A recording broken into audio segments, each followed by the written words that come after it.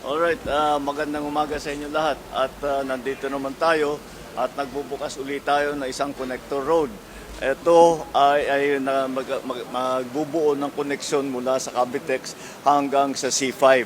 Itong section na ito ay Parañaque hanggang Taguig it's a 2-kilometer section at ang dadaan dito mga 36,000 na vehicles ang dadaan dito.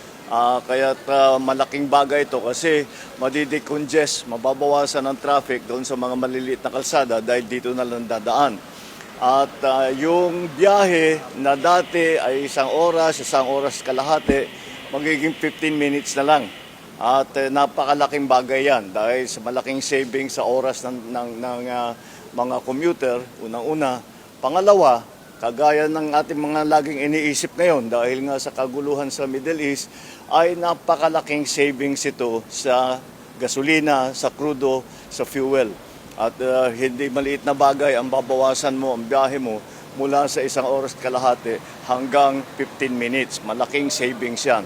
Kaya ito ay kasama sa ating utos na nanggaling sa uplift na ating ginagawa na buksan lahat ng mga daan upang maging mas maginhawa ang pagbiyahe ng ating mga traveling public. At bukod pa ron ay nais kong i-announce na ito, toll-free ito buong Abril.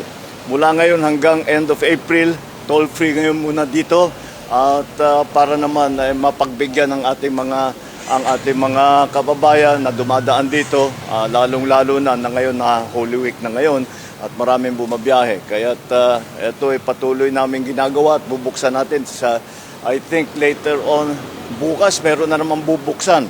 I don't know kung makapag-attend ako, pero may bubuksan na naman. And that is, which one? Cabanatuan, sir. Tama, this is the one we were talking about. So, Cabanatuan to...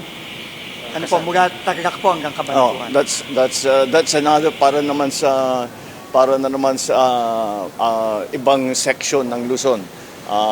Ating binubuksan itong mga Central Luzon, ito naman Southern.